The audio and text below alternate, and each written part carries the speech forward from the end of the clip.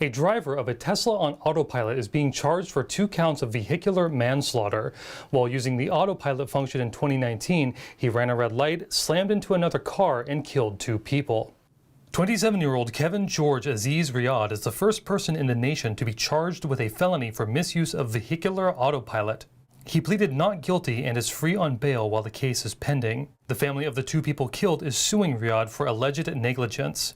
In December of 2019, Riyad's Tesla Model S was moving at a high speed when it exited from the freeway and ran a red light in the Los Angeles suburb of Gardena. The car struck a Honda Civic at an intersection, killing 2 people at the scene. Riyad and the woman in the Tesla were hospitalized with non-life-threatening injuries.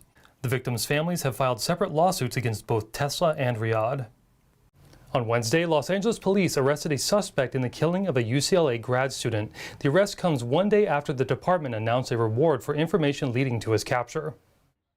On Wednesday, police arrested a suspect related to the death of UCLA grad student Brianna Kupfer, according to LAPD. The suspect, Sean Laval Smith, was taken into police custody. Officials had previously announced a $250,000 reward for information leading to the arrest of the suspect. Smith allegedly stabbed the 24-year-old Kupfer to death while she was working at a luxury furniture store last week.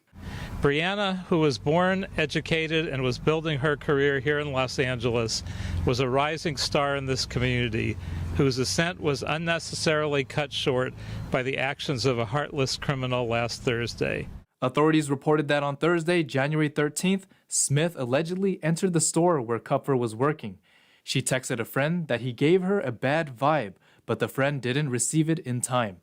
Kupfer was then attacked and left for dead, only to be found by another customer who called the police. My own daughter is not that much older than Brianna, and I can only imagine the heartbreak. Please take the time to hug and cherish your family today, as Brianna would have wanted.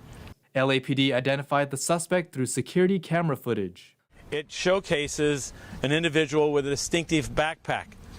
A male, African-American, 6 foot to 6'5", thin build, with short dreadlocks, wearing a painter style face covering. Local police arrested Smith in Pasadena City, Los Angeles County. LAPD confirmed Smith is in custody after he was arrested by Pasadena police. The California Highway Patrol announced Tuesday that officers arrested a suspect over the weekend who was in possession of an estimated $185,000 in designer handbags and other merchandise. Some of them came from a Louis Vuitton store in San Francisco Union Square, a recent target of smash and grab robbers. The California Highway Patrol's organized retail crime task force busted a fencing operation on Sunday. They arrested a suspect and recovered over $180,000 in high-end merchandise, which were later identified as from many retailers throughout the Bay Area. According to officials from the Golden Gate Division of the task force, among the recovered stolen items were luxury handbags from the Louis Vuitton store at the Union Square in San Francisco.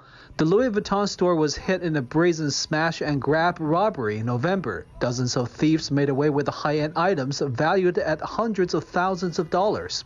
The suspect is currently being booked and charged with organized retail crimes. The California Highway Patrol is encouraging anyone to report organized theft incidents. A Sacramento woman was allegedly behind what the district attorney describes as the largest Employment Development Department, or EDD, fraud scheme in Sacramento County history. The Sacramento County District Attorney's Office said the 35-year-old Jamie Williams Major faces charges for each of the 166 fraudulent unemployment claims she filed with the state. The scheme totaled to over $2.75 million, according to a Tuesday report. The DA's office wrote, law enforcement discovered the fraud was 10 times bigger than first suspected. Williams Major allegedly used the names and identification information of California inmates and other victims to file false unemployment claims. She was first arrested back in April 2021, along with 6 inmates. At the time, the Sacramento County DA's office said investigators believed the group was behind a $250,000 EDD fraud scheme. However, investigators found additional fraudulent paperwork and credit card evidence during home and cell phone searches. Williams Major was arrested on January 6th while in Las Vegas. She has since been booked into the Sacramento County Main Jail. Jail records show she is ineligible for bail. She is expected to be arraigned in court Wednesday afternoon. A sheriff's office is facing a civil rights investigation in Silicon Valley. California's Attorney General's office is conducting the investigation. NTD's David Lamb reports. In an online conference on Wednesday, Attorney General Rob Bonta announced that his office is launching a civil rights investigation into the Santa Clara County Sheriff's Office in Northern California. Our investigation will seek to determine whether the Sheriff's Office has engaged in a pattern or practice of unconstitutional or unlawful conduct. Bonta says this investigation comes amidst allegations relating to conditions of confinement in jail facilities, resistance to lawful oversight, and other misconduct. Since this is an ongoing investigation, Bonta said they have made no determinations about specific allegations, but he said there's been much written about jail conditions. How individuals within the jail in Santa Clara County, how they've been treated, the conditions of confinement. There have been deaths and injuries in custody. The sheriff's office did not immediately respond to NTD's request for comment. Last year, San Jose's mayor called for the resignation of County Sheriff Lori Smith, but she said she's not ready to resign, as there's still work to do. Bonta has been known for implementing oversight on law enforcement. In December of last year, Bonta launched an independent review of the Torrance Police Department in Southern California to correct potential misconduct. According to a press release from the Attorney General's office, a pattern or practice investigation typically identifies and compels the correction of systemic violations of constitutional rights, as opposed to criminal investigation, which looks into individual incidents. David Lamb, NTD News, California. Stanford University will be mandating that all of its students receive a COVID booster by the end of this month. In opposition, a group of students delivered an open letter to the university and have an ongoing online petition demanding a repeal to the mandate. NTD's Jason Blair brings us more. Students at Stanford University started an online petition to repeal the school's booster mandate. The mandate was first announced in mid-December and will require all students to show proof of receiving a COVID-19 booster vaccine by January 31st, unless they qualify for an approved religious or medical exemption. I think that the decision to mandate boosters for all students really flies in the face of a lot of the evidence on the ground. And a lot of the things that we should be valuing as Stanford, as that community. Fisher, a PhD student at Stanford, started the petition. As of today, it has close to 1,800 signatures.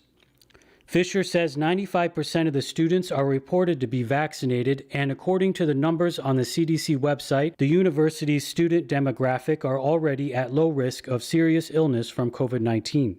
When you add on top of that the fact that boosters are not without risks themselves, right? There's a developing body of research about the risks associated with boosters. I thought it was irresponsible of Stanford to make that decision for its students instead of empowering its students to make their own decisions.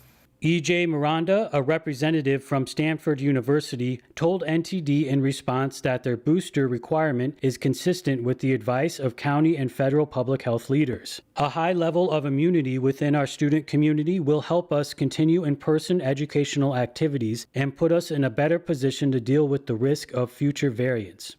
Fisher says one of the university's professors tweeted in support, and overall the reaction has been very positive.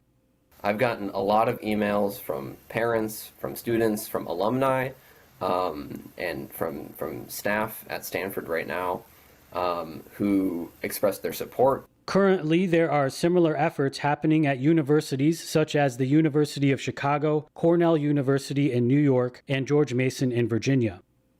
Jason Blair, NTD News, California.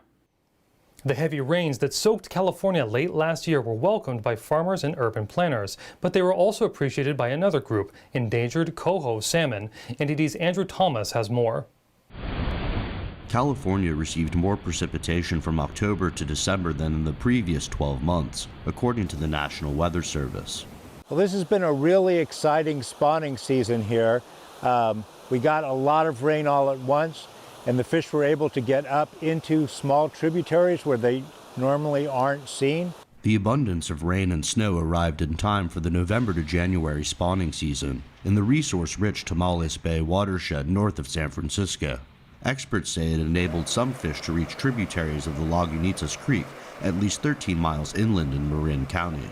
and some fish have been spotted a mile upstream, from where the San Geronimo Creek had been dammed until little more than a year ago. We've seen fish in places that they haven't been for almost 25 years. And I think that's definitely a sign of the winter that we've had so far. Is great rain, long duration storms that have allowed fish to pass through culverts that are also hard to get through, and they can get up into those tributaries. The rain could easily be a mere pause in the state's 20-year drought. The lack of water has complicated efforts by officials to keep fish, farms, and growing cities supplied. Because they like these really tiny, small streams, and that's where their survival is the highest. But if they can't get there because of the obstacles that us as humans have put there, then they're not going to survive. Experts say the state needs several wet years in a row to replenish reservoirs. In the meantime, the fish are benefiting from the recent rains. Andrew Thomas, NTD News.